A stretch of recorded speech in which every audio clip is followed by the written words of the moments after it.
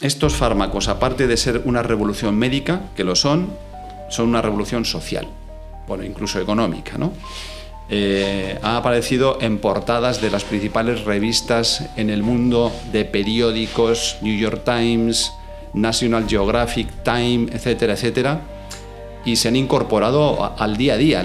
O sea, esto es una conversación de casi todas las tertulias, ¿no? Y si te pones, si no te pones, si yo uso, si no uso. Bueno, la parte buena es que tenemos la herramienta. La parte mala es que se están empezando a usar también mal. Las indicaciones, que en inglés se llama off-label, fuera de indicación, fuera de ficha técnica, están a la orden del día, con mucho uso estético para perder un par de kilos y ya está, y esto hace que se banalice lo que es un tratamiento farmacológico. Son fármacos. Vino para charlar. Un podcast de Aldabea Comunicación, con el apoyo de Bodegas J.F. Arriezu.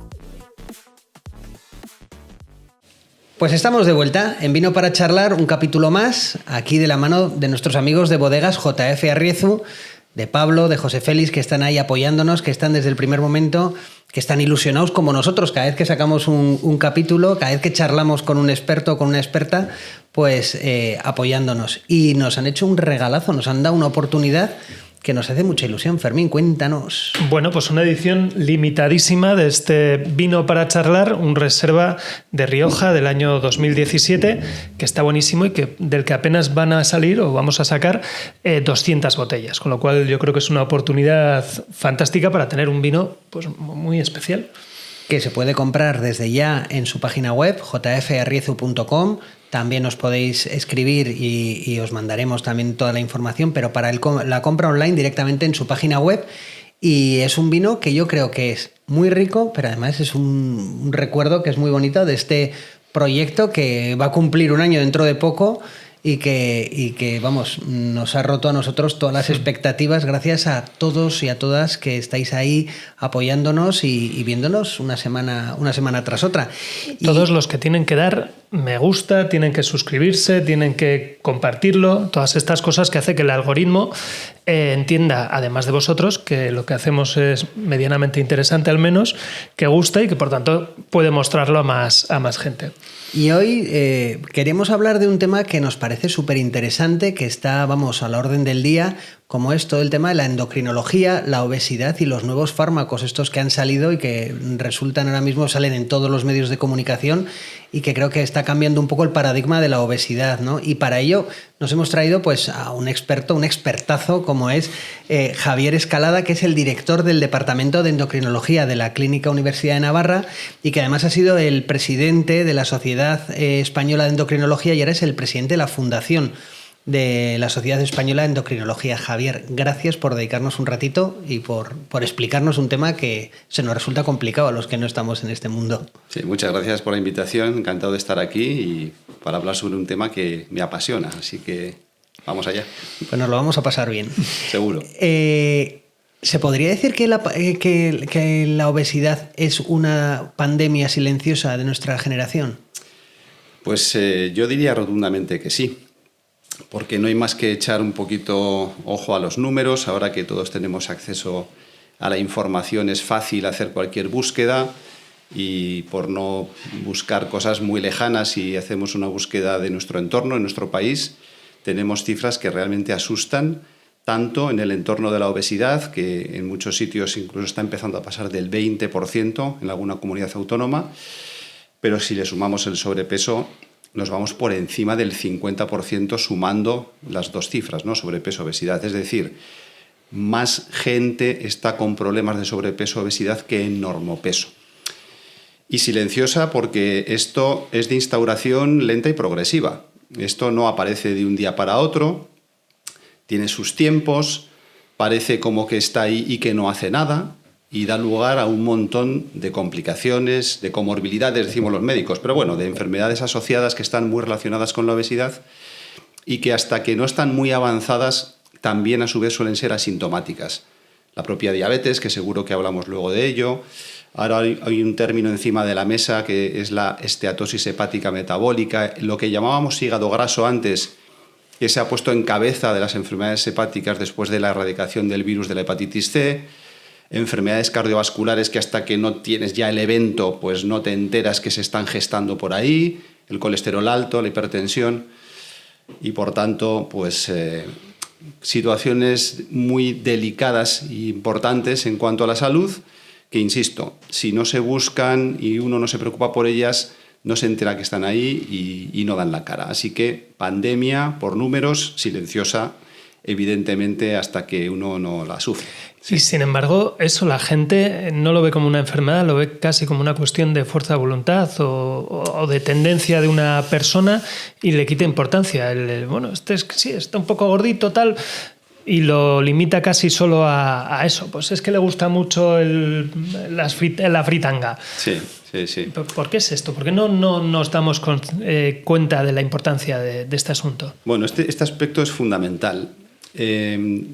Dentro de los profesionales de la salud que nos dedicamos a este tema, porque no todos los profesionales de la salud están sensibilizados con el asunto, llevamos ya un tiempo luchando contra lo que llamamos el estigma de la obesidad, que tiene dos componentes. El estigma de vamos a decir que incluso del desprecio, ¿no?, que parte de la sociedad puede tener sobre personas con obesidad y que considera que pueden no estar capacitadas incluso para determinados trabajos o determinadas tareas.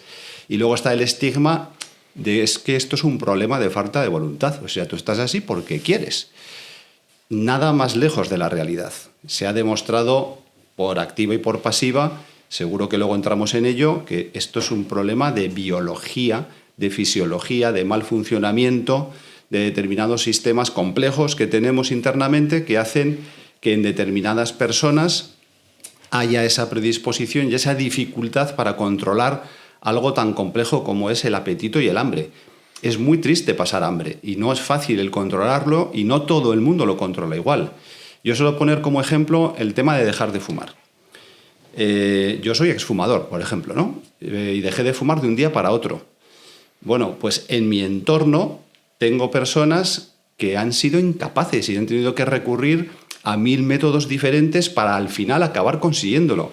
Pero nuestros mecanismos internos neurohormonales, sobre todo a nivel del sistema nervioso central, de nuestro cerebro, para explicarme mejor, son muy diferentes en unas personas y en otras, y aquí hay algo que tenemos que conocer más a fondo, esa biología y cómo tratarla y modularla y ayudar a la gente que tiene este problema. Esto no es un problema de falta de voluntad, es un problema mucho más complejo. ¿Cuál es la labor de un endocrino? Es decir, la especialidad. ¿A qué os dedicáis? Pues yo creo que a la especialidad más bonita que hay en medicina. Pero bueno, claro, tengo mi sesgo. A ver, somos, perdona la expresión, un saco de hormonas. O sea, mires por donde mires, las hormonas están implicadas. Y el endocrino, pues es un especialista que se dedica a entender y a tratar enfermedades que puedan estar relacionadas con disfunciones hormonales. Y es que el sistema hormonal está implicado, pues ya que estamos hablando de obesidad, en el tema del control del apetito, del gasto energético, del crecimiento, la hormona de crecimiento, ¿no? Todo seguro que nos suena. El estrés está relacionado con temas de hormonas. La dinámica del sueño también tiene que ver con alteraciones o disfunciones hormonales. Bueno, es que miremos por donde miremos el metabolismo, por supuesto. El sistema hormonal está implicado muy íntimamente y, por tanto, el poder conocerlo y el poder explicarlo también. Hay mucha gente que viene a nuestras consultas y no acaban de entender qué es lo que les pasa. Cuando conseguimos detectar qué es lo que hay, la gente entiende que por eso están así y el poder tratarlo, pues desde luego es una maravilla. O sea, pesa más la biología, pesa más las hormonas que la propia fuerza de voluntad, ¿no? Muchas veces. Bueno, sin lugar a dudas. Hombre, a ver, tampoco vamos a quitar, ¿no?, todo la culpa. Bueno, no culpa, porque la palabra culpa no es, ¿no? Pero hay un trabajo personal también que hay que hacer, porque sí que es cierto que con las herramientas que ahora tenemos podemos cambiar esa biología que ahora mismo no tenemos a favor, pero hay que aprovechar también lo que el tratamiento X, el que hayamos decidido, nos está ayudando y aportando, esa ventana de oportunidad, por así decirla, porque por diferentes técnicas lo que conseguimos es que esta persona no pase ese problema de control de apetito y de ansiedad. Bueno, en ese momento hay que aprovechar para intentar cambiar quizá hábitos que previamente no eran los mejores.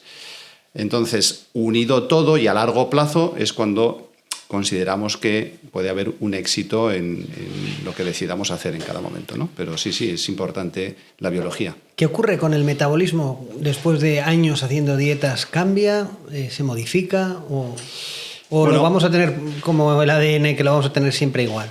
Esto es un aspecto muy importante y que es importante también entender, porque a pesar de que estemos pues, en una época muy moderna y ahora la inteligencia artificial y todo lo que queramos y demás, desde el punto de vista biológico, nuestro organismo tampoco tiene tanto tiempo para cambiar respecto a lo que podía ocurrir pues, hace unos cuantos miles de años incluso. Estamos diseñados para la supervivencia. Y de manera que si nosotros voluntariamente o no disminuimos la ingesta y por tanto el aporte de calorías, nuestro organismo se defiende hacia esa disminución en la entrada calórica y para seguir viviendo, porque no sabe por qué se produce ese descenso de ingesta, disminuye el gasto.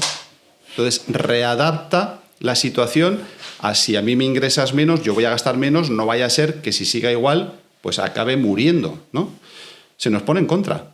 Y entonces ese reajuste energético es lo que da lugar muchas veces a que sea difícil bajar peso. Y tenemos que recurrir pues, a técnicas, a tratamientos o a medidas adicionales, y aquí entra todo, ¿no? La propia alimentación o nutrición, la actividad física y demás, que haga que nuestro organismo que se resiste gaste más de lo que le gustaría. Tenemos que conseguir que el balance energético final sea a nuestro favor cuando nosotros lo buscamos, evidentemente, porque si no, insisto, no nos va a ayudar en ello. Claro, al final cada persona es un mundo, cada cuerpo es un mundo, dos personas haciendo la misma dieta, haciendo el mismo deporte, los resultados son absolutamente distintos, por lo que hablábamos, sus hormonas, su biología, pero también su experiencia vital hasta llegar a ese punto de esa decisión, ¿no? Bueno, y es que incluso entran más cosas. La genética... A ver, ¿no? La obesidad no es una enfermedad genética al uso que nosotros podemos entender. Me falla tal gen, pues voy a tener un 50% de posibilidades de sufrir esta enfermedad o un 25%, depende de qué tipo de herencia sea, ¿no? Es una enfermedad que llamamos poligénica, donde parece que hay muchos genes implicados, pero que va a dar lugar a predisposiciones muy diferentes entre diferentes personas. Con lo cual, si la biología ya de hormonas, vamos a decir, es diferente, la liamos todavía más, si nuestra genética también lo es, si nuestro entorno obesogénico también lo es, si, bueno, mi capacidad de hacer cambios en mi estilo de vida también lo es y por tanto los resultados son distintos. Es muy difícil el hacer predicciones de cómo van a ir cosas, incluso en respuestas a tratamientos farmacológicos. Estamos buscando siempre datos que nos predigan quién va a ir mejor o peor con determinados tratamientos, todavía no los tenemos. O sea, la medicina personalizada de precisión, que es el objetivo final, yo espero que llegue cuando consigamos eso, pues juntar una serie de características que nos digan, para esta persona el mejor tratamiento va a ser este y para esta otra este otro. De momento ahora todavía tenemos que hacer pues prueba-error y ver por dónde van los tiros. Sí. Cuando hablabas de pandemia, de comparar, de decir que esto es una pandemia, yo creo que hay una de las cosas que está detrás de la obesidad, que es el tema de la diabetes tipo 2, ¿no? Cuéntanos, ¿qué relación tiene la obesidad con la diabetes? Bueno, son enfermedades que van de la mano. La diabetes tipo 2, porque es verdad que aquí hay que diferenciar, hay otros tipos de diabetes, ¿no? Pero la diabetes tipo 2 está íntimamente relacionada con la obesidad. De hecho, pues si consiguiéramos erradicar, por así decirlo, la obesidad, la diabetes tipo 2 sería pues algo casi también anecdótico. Es verdad que hay personas con diabetes tipo 2 con un perfil ponderal o de peso que estaría dentro de lo que consideramos normal. Eso existe, es verdad. Se deben ya a problemas más puramente de funcionamiento de la célula que produce la insulina, la célula beta, pero en la inmensa mayoría de los casos, 80-90% de los casos, me atrevería a decir, se debe a que hay un exceso de grasa corporal, de grasa visceral, de la grasa interna, la que metabólicamente es más peligrosa, que da lugar primero a una resistencia a la insulina, posteriormente suele aparecer una situación de prediabetes y finalmente la diabetes, que es como sería la punta del iceberg, ¿no? la relación es estrechísima. Y por tanto, ahora mismo muchas de las actitudes terapéuticas sobre la diabetes tienen que ver con combatir el sobrepeso o la obesidad para secundariamente mejorar el control glucémico. ¿Y cuáles son las consecuencias de la diabetes tipo 2? Es decir, porque aparte de que te tengas que pinchar o que tomar una pastilla, ¿qué genera en tu cuerpo? ¿Qué problemas te genera? Bueno, la diabetes tipo 2 es una enfermedad multisistémica a su vez, porque es verdad que se define muy fácilmente. ¿Cómo diagnosticamos diabetes? Porque tenemos un nivel de glucosa por encima de un determinado dintel. Así de sencillo. Ya, pero es que la glucosa por encima de determinadas concentraciones es tóxica para el organismo. Pero es una toxicidad, como antes también decíamos para la obesidad, pues silente. Mucha gente no va a tener ningún síntoma con cifras de glucosa en torno a 150, y son cifras altas. Y esas cifras continuamente elevadas van a acabar deteriorando órganos muy importantes. No se salva ninguno, pero los que más habitualmente están encima de la mesa, pues la gente sabe, ¿no? La visión, pues la retinopatía diabética es una complicación de un mal control de la glucosa que da lugar que con el paso del tiempo pueda haber incluso pérdidas de visión importantes. A nivel de riñón, la diabetes en los países desarrollados es la causa más frecuente de entrada en diálisis y trasplante renal. Pero poquito a poco. Lo que pasa es que si no actuamos a tiempo, pues acabamos como acabamos, ¿no? La enfermedad cardiovascular es la causa más frecuente de mortalidad en la gente con diabetes tipo 2 cuando el control no ha sido el adecuado.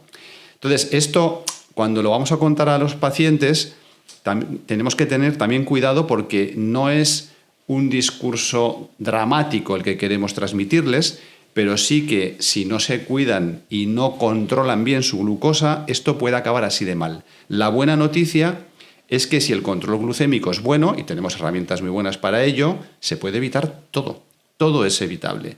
Y por tanto es una enfermedad metabólica, pero para que os hagáis una idea, los cardiólogos han llegado a decir, es una enfermedad cardiovascular de oscuro origen metabólico, porque las repercusiones que tienen van mucho más allá de lo que podría ser, pues tengo la glucosa un poquito alta, ¿no? Llega a afectar hasta los nervios de los pies, del andar, cosas, dices que parece increíble que el azúcar en sangre, ¿no? Sí, en esa no he entrado, pero bueno, sí, técnicamente se llama polineuropatía diabética, pero efectivamente los nervios que dan, sobre todo sensibilidad, es más una afectación de sensibilidad que motora, produce alteraciones en su funcionamiento y puede dar lugar, bueno, pues a dolor incluso y a sensaciones, bueno, que se llaman parestesias, que son pues muy incómodas y que interfieren en la calidad de vida de la gente. ¿Se cura la diabetes? Bueno, esto es una pregunta que a ver cómo lo abordamos. A día de hoy, con las herramientas y los fármacos que tenemos, o incluso cuando recurrimos en obesidades muy importantes a la cirugía bariátrica y demás, conseguimos en ocasiones remisión de la diabetes. La palabra curación es más compleja porque es cuestión de ver a más largo plazo qué ocurre en una persona que es verdad que con lo que hayamos decidido hacer hemos conseguido hacer desaparecer la diabetes, transitoriamente o para siempre.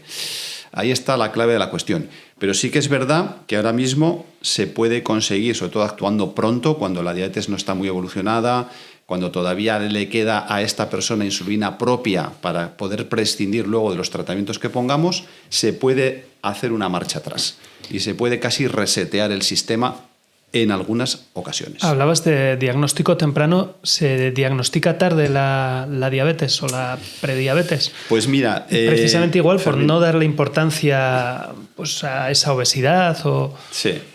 Como antes decía, muchas veces esto, como son situaciones asintomáticas, a no ser que bueno, la persona en cuestión esté en una dinámica preventiva correcta y haga exámenes de salud cada X tiempo, pues como hacemos de otras cosas, entonces ahí sí que es cuando se pueden detectar precozmente los problemas y se puede intervenir pronto.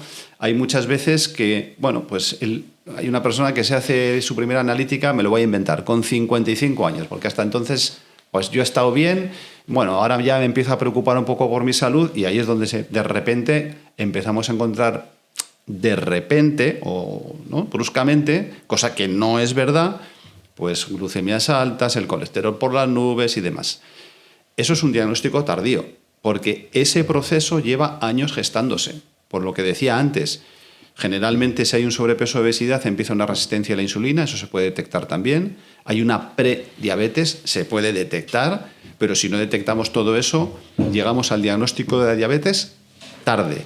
Porque en personas con diabetes tipo 2 recién diagnosticadas ya hay, en un porcentaje alto, y en algunas series está en torno a un 30%, ya hay complicaciones derivadas de la diabetes. Y te dicen, pero si me acaban de diagnosticar, ya, pero la historia viene de lejos. Y esas alteraciones previas ya han estado haciendo daño. O sea que en ocasiones llegamos tarde, sí.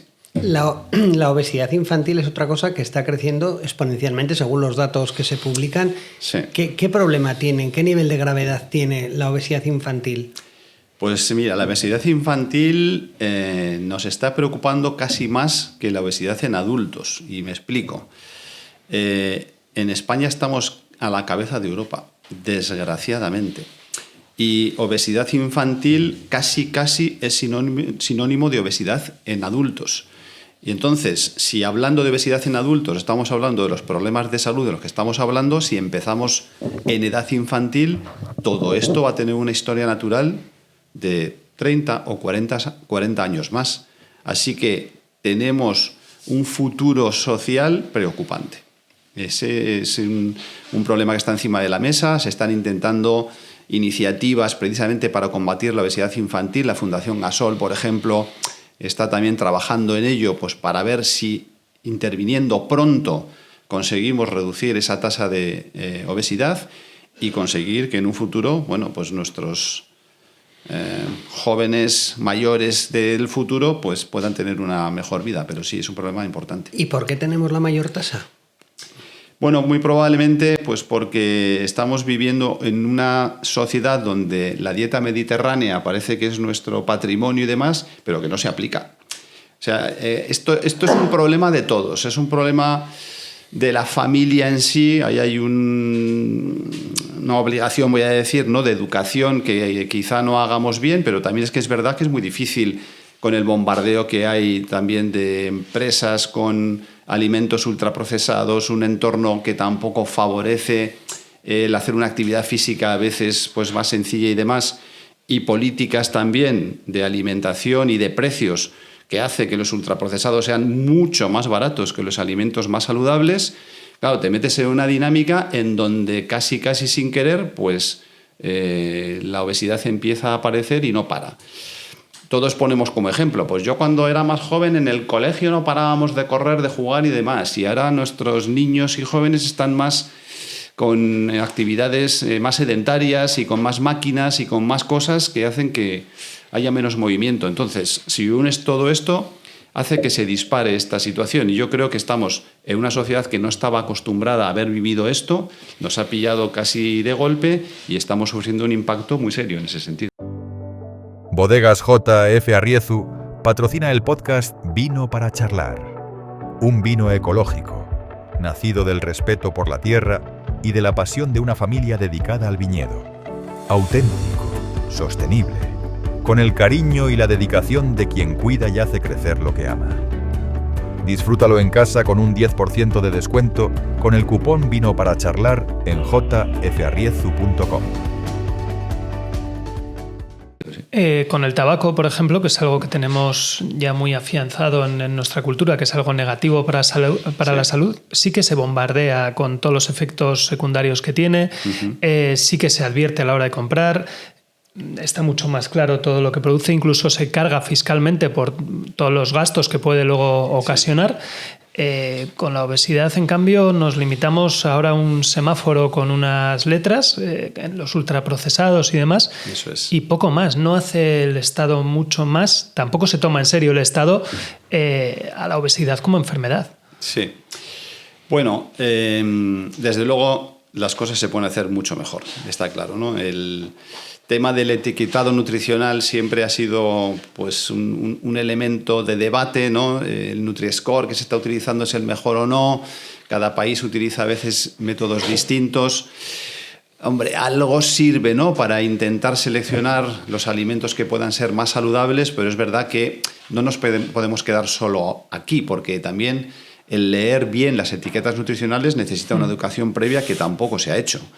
De manera que esto tiene que todavía ir más atrás y empezar, bueno, pues con actividades o con iniciativas que casi tendrían que estar dentro de lo que fuera una asignatura dentro del propio colegio, por así decirlo, ¿no? O sea que, desde luego, ahí hay que poner más carne en el asador. La obesidad es una enfermedad crónica, ¿nos lo creemos? Hombre, parece que va entrando un poco el concepto, pero es verdad que también parece chocante que esto te digan que sí, que me lo creo desde el punto de vista institucional y políticos y demás, cuando, sin embargo, no hay ningún fármaco financiado. Ninguno. Es la única enfermedad crónica que probablemente no tenga financiación para tratamiento farmacológico. Y esto, entonces, es una contradicción. O te crees esto o no te lo crees. Claro, la respuesta es ya, pero es que hay tal prevalencia que no daríamos abasto, no tenemos suficiente capacidad económica como para hacer frente a un tratamiento farmacológico para un porcentaje tan alto de gente. Bueno, yo lo entiendo, pero vamos a empezar por algún subgrupo, porque también está demostrado que dentro de esa cohorte o de esa población con sobrepeso o obesidad hay personas más vulnerables que otras a determinadas complicaciones de la misma y que se pueden beneficiar más de tratamientos farmacológicos. Tampoco se ha abordado. Entonces, desde las sociedades científicas llevamos un tiempo dando la lata, primero para que la obesidad se considere como enfermedad crónica, parece que van entrando, porque en la estrategia de cronicidad no se ha considerado como nos hubiera gustado, se han priorizado a otras, la enfermedad renal crónica, etcétera, etcétera, y que el segundo paso sea empezar a contemplar la posibilidad de financiar algunas de estas situaciones, porque esto es muy importante a la hora de que también luego la gente vea que, a ver, esto también necesita un tratamiento farmacológico y por tanto es una enfermedad. O sea, es un poco círculo vicioso. Sí. Aparte de lo que son los tratamientos farmacológicos que comentabas, yo creo que está ahora mismo que ha cogido también fuerza lo que es la cirugía bariátrica, ¿no? Sí. Cuéntanos un poco, ¿qué es la cirugía bariátrica? Sí. ¿Qué tipos hay? Sí, bueno, la cirugía bariátrica, este nombre, ¿no?, que sí que igual a la gente puede llamar la atención y que no sabe muy bien de qué va, pues es el tratamiento quirúrgico que se suele aplicar ya a situaciones de obesidad más graves. Y más graves se puede entender desde dos aspectos. Uno, porque el peso en ese caso en concreto ya está por encima de determinados dinteles. Utilizamos para clasificar la obesidad una cosa que se llama el índice de masa corporal, que es simplemente dividir mi peso en kilos entre mi talla en metros al cuadrado. Y de esa división sale un número. Bueno, pues si ese número está por encima de 25 ya estoy en sobrepeso, si estoy por encima de 30 ya estoy en obesidad, y a su vez dentro de la obesidad tenemos tres grandes grupos, entre 30 y 35 grado 1, 35 a 40 grado 2, por encima de 40 grado 3. Bueno, puede haber todavía más, ¿no? Bueno, pues ya por encima de 40 ya hay indicación quirúrgica, o sea que por peso en sí. Pero en un grado anterior, por encima de 35, si además esta persona tiene enfermedades como las que estamos hablando, derivadas de la propia obesidad, o que si tratamos la obesidad pueden mejorar, como puede ser la propia diabetes, problemas hepáticos como antes decíamos, cardiovasculares y demás, también hay indicación quirúrgica. O sea, la indicación quirúrgica va, insisto, por el peso o por comorbilidades asociadas. Y son cirugías, bueno, a día de hoy, a pesar de que tenemos fármacos que cada vez son mejores, a día de hoy la cirugía es la técnica más eficaz para que una persona pueda perder peso, y en esos casos necesitamos pérdida de peso importantes. Hay diversas técnicas quirúrgicas, pero fundamentalmente hay dos las que más se manejan, que es un bypass gástrico, que ahí lo que se hace es excluir una parte del estómago y nos saltamos una pequeña porción del intestino para producir a propósito una pequeña malabsorción y que por tanto entre menos calorías al organismo, y eso a su vez lleva cambios hormonales que son buenos para que se produzcan cambios beneficiosos. Y luego está lo que llamamos la gastrectomía en manga, en inglés la sleeve gastrectomy, que lo que hace es simplemente quitar una parte del estómago. Aquí no nos saltamos nada del intestino, no tiene ese componente malabsortivo. Es un poquito menos eficaz en términos de pérdida de peso, pero son dos opciones que depende de las características de cada paciente aplicamos. Entonces, nosotros, por ejemplo, en la clínica, que tenemos excelentes cirujanos, tenemos reuniones cada cierto tiempo pues, para poner en común las características que tienen y decidir qué técnica quirúrgica, en ese caso en concreto, es la más recomendable. Luego, después de una intervención de este tipo, ¿hay riesgo de un rebote? ¿O es magia y ya sí, has solucionado tu vida? A mí no me gusta la palabra rebote, aunque la entiendo.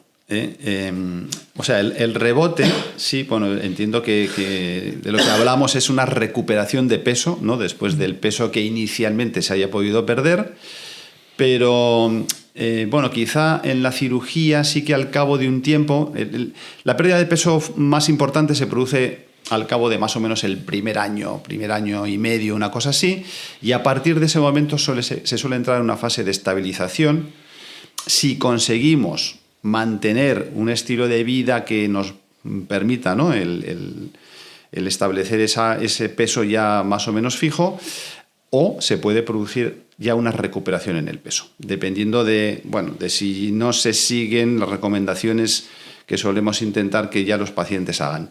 Entonces, eso sí que se puede deber a readaptaciones en el tubo digestivo de la cirugía previa que se ha hecho, pero a veces también se debe a que se abandona un poco también el seguimiento. Esto, nuestro equipo quirúrgico y nosotros hicimos una publicación hace un tiempo para ver qué pasaba después de los pacientes que operábamos en cuanto precisamente al mantenimiento o no del peso, pasado ya un tiempo largo, ¿no? 3 años o más. Y lo que veíamos era que los que mejor mantenían el peso perdido eran los que habían mantenido a su vez las revisiones con nosotros. Y los que abandonaban las revisiones, porque se les llamaba para ver qué había pasado, iban peor.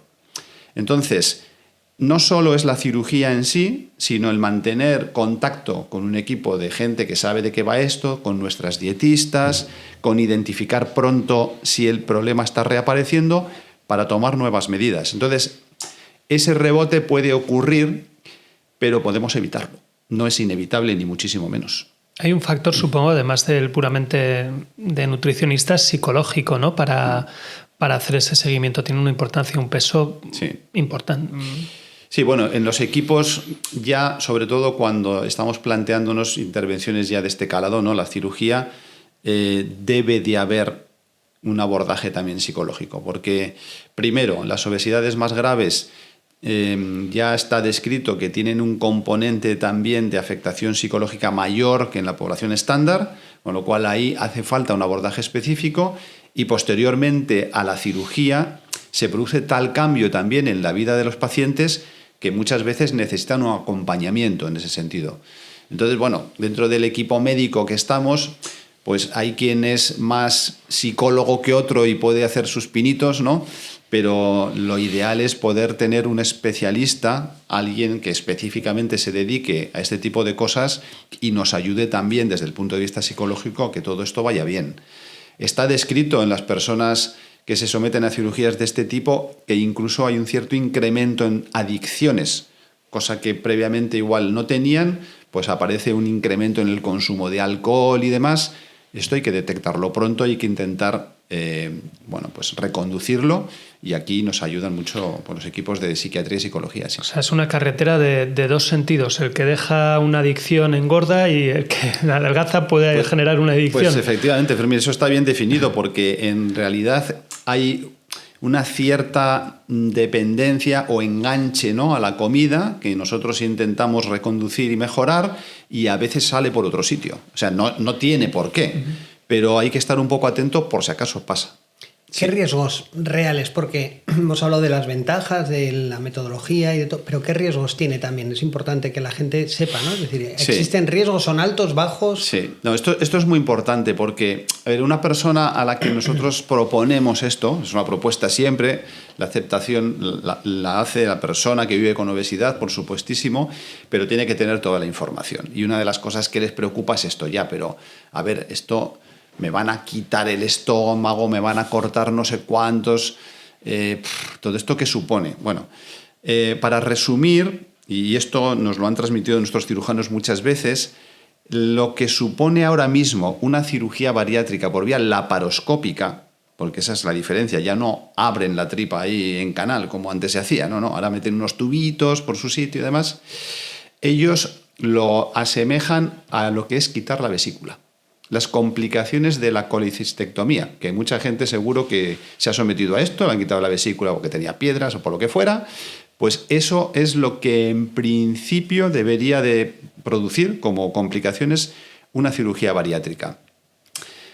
El problema es que en medicina es muy difícil cerrar por completo, ¿no?, una explicación o decirle a alguien usted no va a tener ninguna otra complicación, y cuando aparece alguna complicación más grave aparece en prensa al día siguiente y revoluciona a todo el mundo y nos echa por tierra todo el trabajo que llevamos años haciendo, porque lo bueno no sale en prensa y lo malo sale al día siguiente.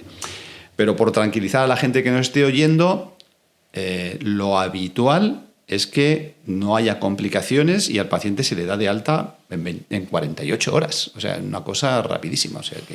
Yo creo que yo tengo que decirlo, ¿no? Yo hace 10 años me hice un bypass gástrico en vuestras manos, sí. Lo hemos comentado antes, y el posoperatorio fue muy sencillo. Es decir, yo me acuerdo que entré un lunes y el jueves estaba en mi casa, era en agosto, me puse en manos de Víctor Valentí, que vamos, en benditas manos y en bendita hora me puse, y luego llevo 10 años con Camilo Silva, que vamos, ¿qué haría yo sin Camilo, que es el endocrino de tu equipo, ¿no? Sí. Y que en parte sí que tiene un perfil de psicólogo, porque el ánimo que nos da, el cariño, ¿no?, el seguimiento, y luego la técnica y eso. Yo es uno de los aciertos de mi vida, ¿no? Es decir, el haber tomado la decisión. Y has dicho una cosa que sí que es verdad, que el sistema público de salud no lo cubría porque yo no tenía ninguna patología.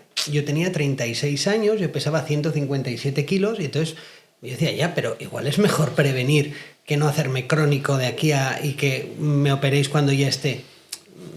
El equipo que me atendió, que era muy cariñoso, me decía, sí, pero es que no entras en el ordenador. Es decir, es que o tenemos otra gente que ya la tenemos, entre comillas, vamos a decirlo así, rota, y que vamos a arreglar más que a ti, que va a ser en eso. Y a mí fue una experiencia que te cambia muchísimo. O sea, yo de 157 a 86 que peso hoy, pues es un cambio importante. Y me parecía que, como muchos de los que nos ven son amigos, el no contarlo es como que, vaya, o sea, dices, sí, eso. Pero la experiencia sí que es verdad que es el tema de la operación. Yo pensaba que iba a ser más, entiéndeme, sanguinaria, de que te abren de arriba abajo, te cortan el estómago, no sé qué. Nada, 3 puntitos de lamparoscopia y con 3 tiritas salí yo del hospital. Yo salí de la clínica con 3 tiritas, que en unos días me lo quitaron y fenomenal. Y ahí el seguimiento yo creo que es la clave. La clave es el seguimiento y el acompañamiento de eso, de los endocrinos. Hablábamos antes de María Ángeles Margal, que era la nutricionista que me trató, y que, vamos, el cariño y además la sensatez, ¿no? Porque te tienen que enseñar a comer. El problema que tienes que aprender es que tienes que cambiar los hábitos. Así es. Y eso. Y nada, y agradeceros, es decir, porque me parece que de bien nacido ser agradecido. Al menos conmigo fue todo fenomenal, y la labor que hacéis, y a Camilo Silva, que vamos, que también está siempre ahí y que me apoya. Pues yo agradecerte también que tú compartas esta experiencia con todos nosotros, Alfredo, porque yo creo que es muy importante para la gente que nos está oyendo que esto se puede hacer, y se puede hacer muy bien.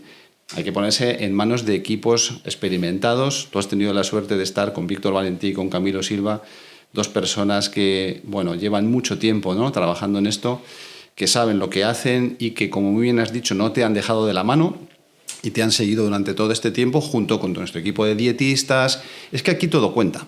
O sea, es un equipo multidisciplinar. Es verdad que la palabra parece muy manida, pero es verdad que funcionamos así, y cuando falta alguna pata del equipo, cojeas.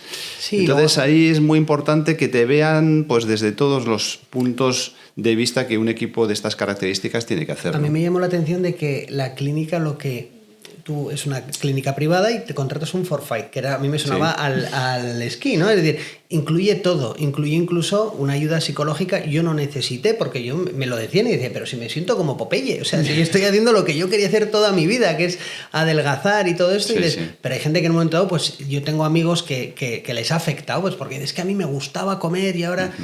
Bueno, Fermín y Miriam y el equipo pues me ven que yo como normal, es decir, a día de hoy y pasado los primeros meses vas adecuando y sí que es verdad que una cosa que me habéis dejado bien es que la comida chatarra, la comida rápida esta, las hamburguesas, tal, me siguen sin sentar bien. Y eso es una cosa muy buena porque lo que decíamos antes, no sé si eso fue programación de queriendo o no, pero es la típica cosa que hay cosas que hoy en día, y es cuando te das cuenta de que igual te han dejado un organismo más sensible y que te enseña a decir, si comes sano te sientes bien, si comes mal te sientes mal. Es decir, las patatas fritas estas congeladas, que no son patatas sino que son vete a saber qué, es la típica cosa que te pegas bailando con ellas, pues el rato que si alguna vez te toca comer o esto... Dices, pero vamos, la vida, tú me puedes... Eso es razonablemente normal. Con las taras de siempre, pero sí. Nutricionalmente sí. Nutricionalmente sí. Cuando Alfredo se operó, no existían todos estos medicamentos que ahora son una alternativa, Ozempic y demás, que han cambiado toda la lucha contra la obesidad, ¿no? Desde hace, iba a decir unos meses, pero unos poquitos años hasta aquí. Yo creo que hay que decir el Ozempic, el Mounjaro, el Ribelsius, digo, para que no parezca que nos paga Ozempic, ¿no? Sí, ¿verdad? Que es que si quiere pagarnos, pues ya... Ozempic para charlar, ¿no? Sobre todo que la gente sepa de qué estamos hablando, ¿no? Que si hablamos por la molécula como tal, igual, ¿esto qué es, no? Semaglutida, tirzepatida, que son las moléculas que técnicamente se llaman así, pero que tienen los nombres comerciales que habéis dicho, nos han cambiado el panorama por completo. Pero eso es porque... Volviendo un poco a una de las primeras preguntas, ¿no? Que es un endocrino y pues es entender el sistema hormonal, la biología y demás. Con estos fármacos estamos tratando la biología de lo que es la obesidad, ¿no? Porque son hormonas que se liberan a nivel intestinal ante el estímulo de determinados nutrientes que llegan ahí y que actúan tanto a nivel intestinal, pancreático, sobre la insulina, la glucosa, pero a nivel cerebral. También hay un eje que ahora está de moda, que es el intestino-cerebro, pero porque hay una comunicación real. Estas hormonas pasan al cerebro e incluso algunas de ellas tienen una producción propia en el sistema nervioso central, donde tenemos los centros reguladores del apetito, de la saciedad, de la recompensa. Luego también podemos hablar de esto. Y su modulación con estos fármacos hace que la gente, al igual que después de operarse, pues tenga ese cambio de apetencia hacia los alimentos, disminuye el apetito, no tengo la ansiedad por comer, prefiero alimentos más saludables de repente, casi espontáneamente, porque el mecanismo de recompensa que decía antes ya no funciona igual con lo que comíamos antes, los dulces y demás. El consumo de alcohol se ha demostrado que se reduce en general, todo cambia. Y entonces es eso, es biología, una biología que no funcionaba bien, que esto lo remodula. Bueno, es espectacular. Las nuevas moléculas, además, consiguen pérdidas de peso que ya se acercan a un 25%, que es mucho decir. Todavía no llegan a lo que la cirugía puede conseguir, pero es que hay en desarrollo todavía un montón de ellas, que esperemos que en los próximos años vayan apareciendo, que todavía parecen más potentes que las que tenemos. O sea, vamos a tener muchas posibilidades de tratar esto bien. Por eso decía que, hombre, es mucha gente, es verdad, pero tenemos que empezar a contemplar su financiación por algún sitio. ¿Son tratamientos crónicos de por vida o...? Pues si nos creemos la definición, ¿no?, de obesidad, enfermedad crónica, recidivante, que quiere decir que vuelve y vuelve y vuelve, deberían serlo. ¿Por qué no lo son? Porque no hay financiación.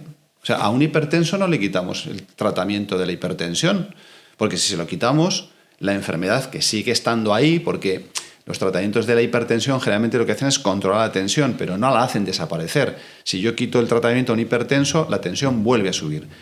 Pues estos fármacos, si los quitamos en una situación en donde han funcionado bien, pues hay muchas posibilidades de que haya una recuperación en el peso. Entonces debería de mantenerse un tratamiento lo más largo posible.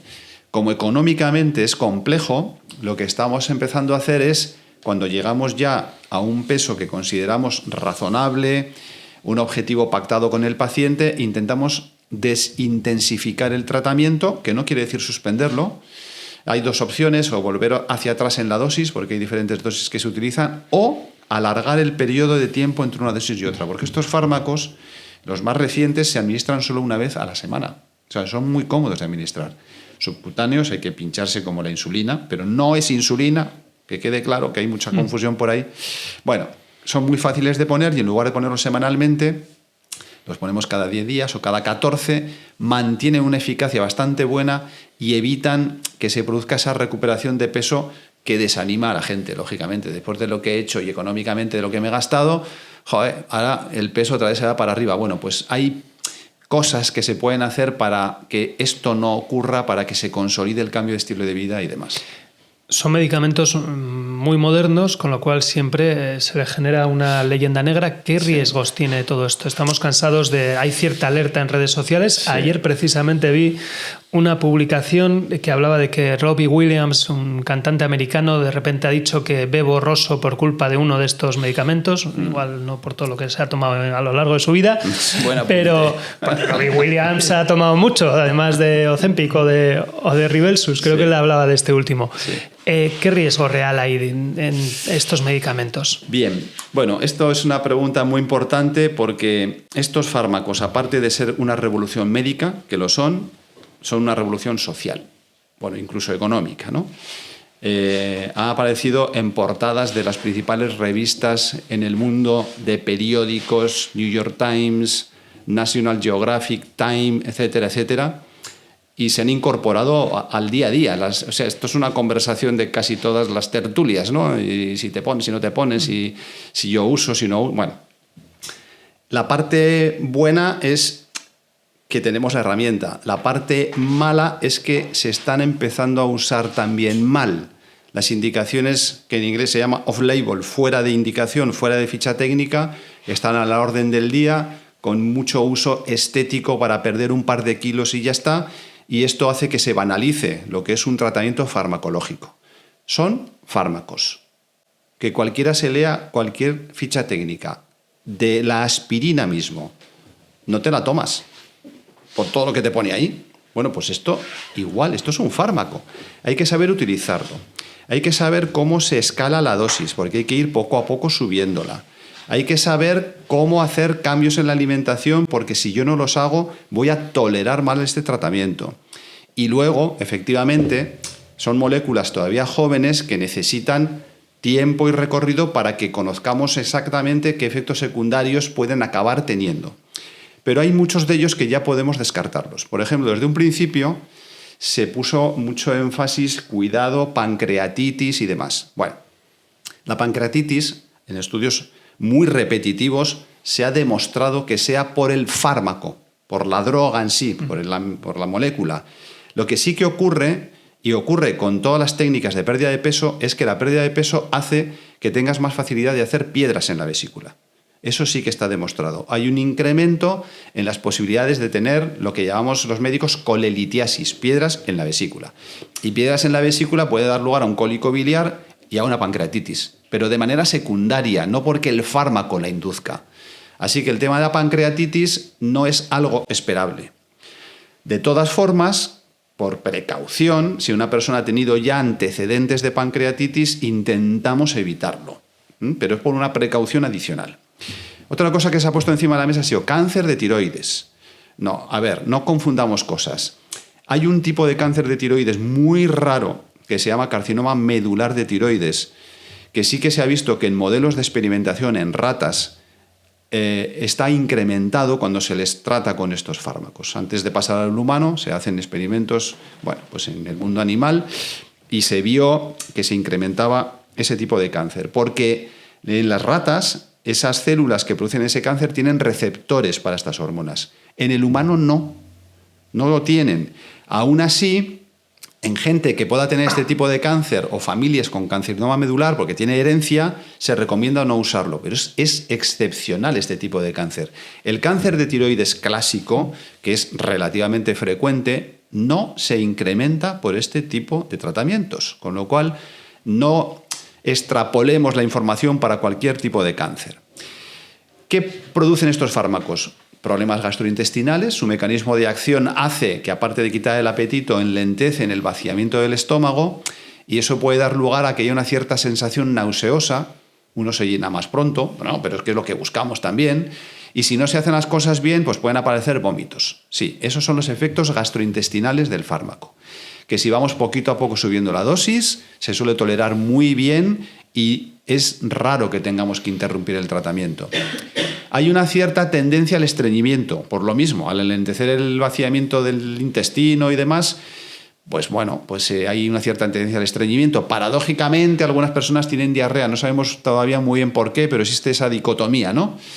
Pero son situaciones manejables que no suponen tampoco ningún problema importante. Y lo que acabas de decir, Fermín, sobre Robbie Williams, tiene que ver con lo que más recientemente está saliendo en medios, que es una afectación oftalmológica realmente rara. La tasa de incidencia está entre 4 y 7 personas por 100.000, y esto ya existía antes de que estos fármacos aparecieran. O sea, esto está definido en la población general, que esto existe, es una neuropatía óptica isquémica anterior. Bueno, una cosa muy compleja que lesiona el nervio óptico y puede dar lugar a pérdidas de visión, pero incluso pérdidas de visión irreversibles.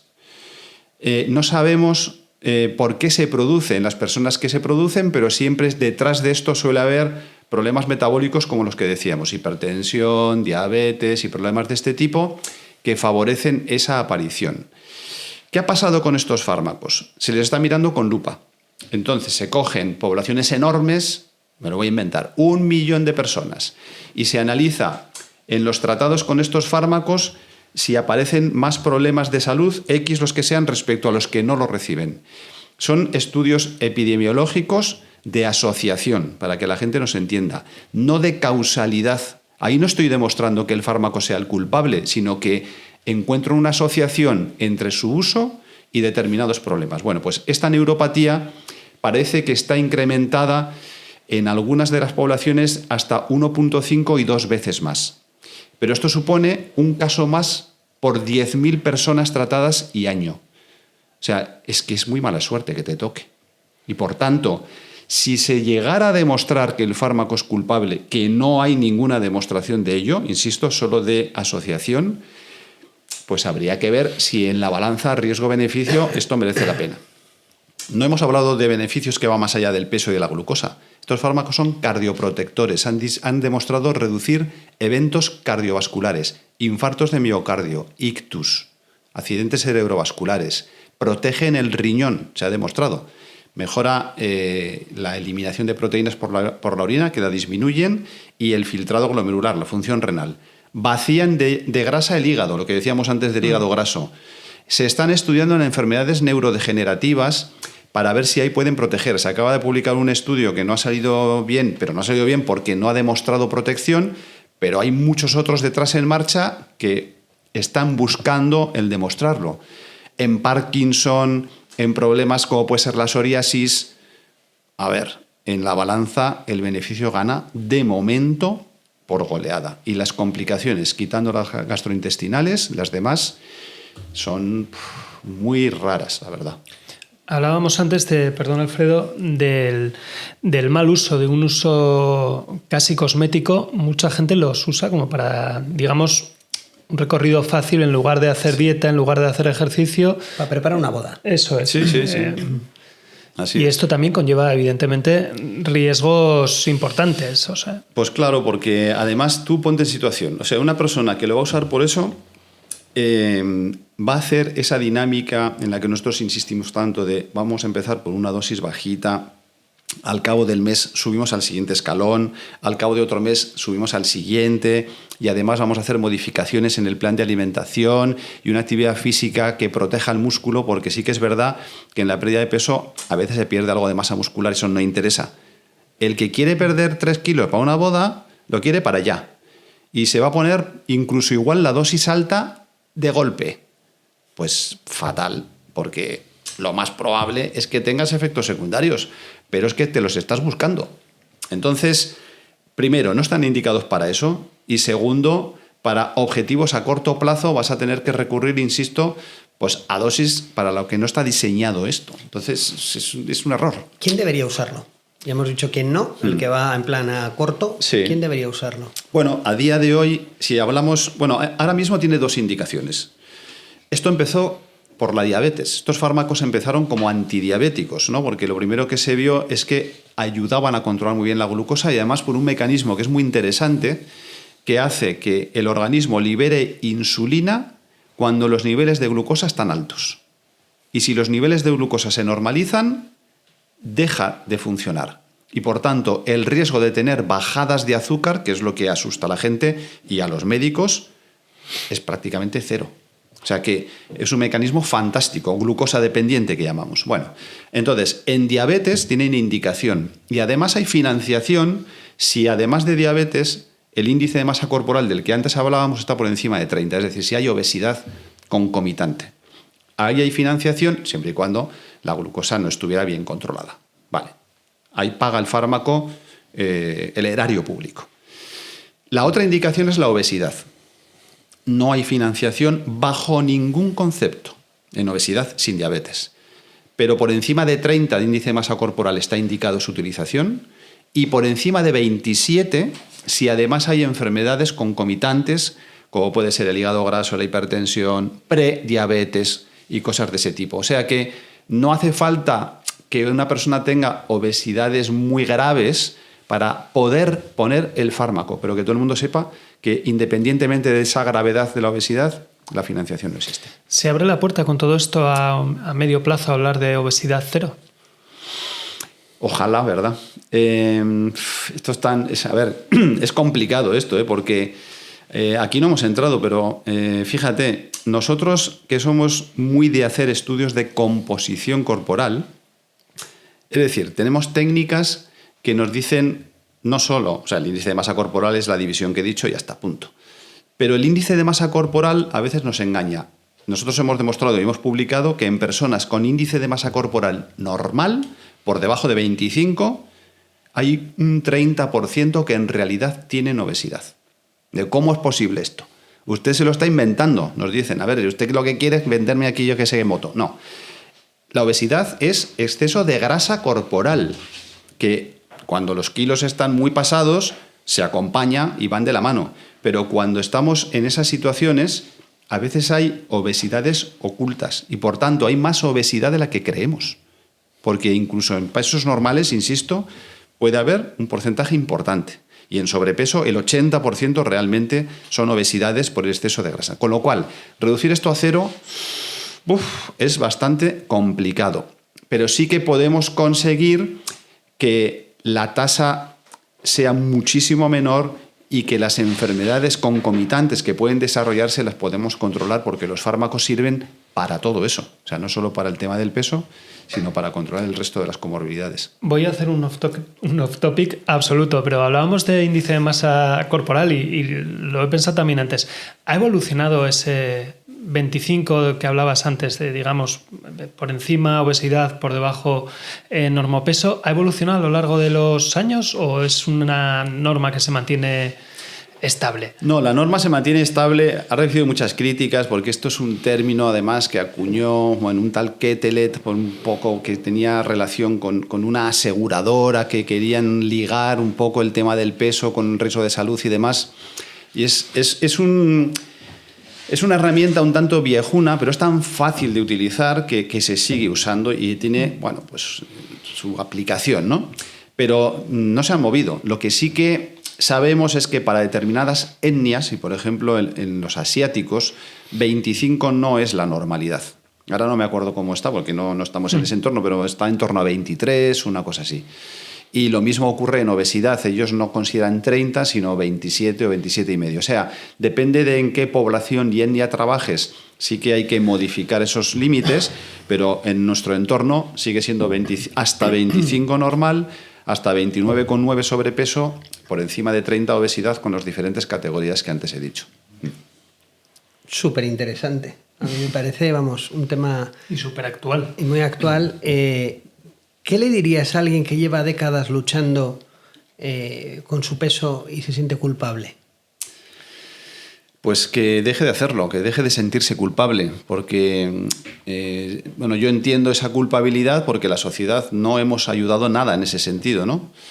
Y todavía seguimos sin hacerlo, o sea, todavía hay mucho que trabajar, como antes decíamos, el tema del estigma y de considerar que esto es pues por tu culpa y demás, ¿no? Entonces, esa culpabilidad es verdad que está, viene de la mano generalmente de problemas de obesidad ya serios, pero nosotros tenemos como profesionales que transmitirles que eso tiene explicaciones biológicas y que efectivamente la persona que viene a consultarnos nos puede ayudar con las decisiones que nosotros le aconsejemos, pero que ese sentimiento de culpabilidad no ayuda y que, en la medida de lo posible, intente, ¿no?, deshacerse de él.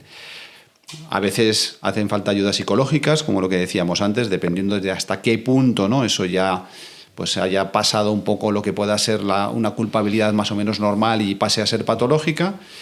Pero tenemos que intentar cambiar un poco ese chip y abordar lo que es una enfermedad crónica con unos mecanismos que sabemos que no funcionan bien y que ahora tenemos herramientas para mejorarlos. Ahí es importante la comunicación por parte del endocrino, el profesional, sí, ¿no? Mira, fíjate, en la guía canadiense, que es una de las que ayudó a cambiar un poco también todo el chip y demás, la guía canadiense de obesidad, cuando se hizo mundialmente famosa, lo hizo porque lo que te decía es, cuando tú quieras abordar con una persona que entra en tu consulta el tema de la obesidad, lo primero que tienes que hacer es preguntarle a esa persona si quiere abordar ese problema. O sea, tú como médico no puedes entrar como un elefante en una cacharrería y empezar, pues usted tiene que bajar peso y no sé cuántos, que muchas veces lo hemos hecho y probablemente haya gente que lo siga haciendo, sino que lo que tiene que hacer es preguntar a esta persona si quiere que abordemos el problema del peso. Eso hay que también tener el tacto suficiente para preguntarlo, y si te dice que no, pues ya se abordará en otra circunstancia. O sea, no podemos entrar así como así en algo que tiene connotaciones que van más allá de lo que es la salud, personales, familiares, sociales y demás, y hay que aprovechar el momento oportuno para poder hacerlo y tener éxito. Vaya temazo, ¿eh? Tarea. Sí. Vaya temazo. Javier, gracias. Gracias por acompañarnos. Siempre acabamos con una pregunta. No te vamos a preguntar cuánto dinero tienes en el banco, como hacen en la tele y esas cosas. Siempre hacemos la misma pregunta. Es, si te encontrases con el Javier recién licenciado en medicina, ¿qué le dirías? El que sale ese día con el título. Pues mira, ¿me puedo explayar un poquito? Sí, claro. Todo lo que quieras. Mira, cuando yo hice endocrinología y terminé la especialidad, la hice en el Ramón y Cajal en Madrid, teníamos ahí un entorno de especialistas en el sitio donde yo estaba que nos invitaban a hacer investigación y demás. Bueno, yo acabé en un laboratorio 2 años y medio con ratas y demás, haciendo mi tesis sobre endocrinología de la reproducción. ¿Por qué cuento todo esto? Porque mi orientación inicial era ir hacia otra parte de la endocrinología completamente distinta a la que he acabado, que es la más metabólica, la de la obesidad y la diabetes, que es a la que me dedico ahora. Y aquella decisión de aquel momento, primero era porque me gustaba aquel mundo, y segundo, porque tanto la diabetes como la obesidad apenas tenían tratamientos eficaces y era frustrante. O sea, es frustrante para el paciente, pero para el médico también, el no poder ofrecer a la persona que viene a verte herramientas que realmente le puedan ayudar a cambiar su problema, pues casi, igual es una actitud un poco cobarde, lo reconozco, pero pues me dedico a otra cosa, ¿no? Bueno, pues ahora mismo estamos en una situación que nunca hubiéramos imaginado, yo creo que nadie de los que acabamos en esos años, y tenemos herramientas tanto para el tratamiento de la obesidad como para la diabetes fantásticas. Podemos ayudar a la gente, el enfoque es completamente distinto, el estigma, aunque todavía hay que seguir trabajándolo, ha cambiado, y yo animaría ahora a ese Javier de entonces a que se dedicara a la parte metabólica de la endocrinología, porque es fantástica, es maravillosa. O sea que... Pues muchísimas gracias, Javier, por el ratico que hemos estado y por brindarte a venir con nosotros, que sabemos que tienes una agenda súper complicada Y gracias, por supuesto, a vosotros por seguirnos una semana más, por disfrutar con nosotros de esta experiencia, de este camino que es el podcast y, por supuesto, a nuestros amigos de Bodegas JF Arriezu, que Pablo, José Félix están ahí apoyándonos, Esperanza, que también nos apoya, y están ahí haciendo realidad este proyecto que nos lo estamos pasando muy bien y estamos aprendiendo un montón de temas, como hemos aprendido hoy, sobre un tema pues que está muy, muy en la prensa, muy en boca de todos, ¿no? Es la obesidad y estos fármacos tan modernos. Gracias y nos vemos pronto. Nos vemos en el próximo capítulo. Has escuchado Vino para charlar, un podcast de Aldabea Comunicación con el apoyo de Bodegas JF Arriezu. Recuerda darle a me gusta, suscribirte al canal y compartirlo.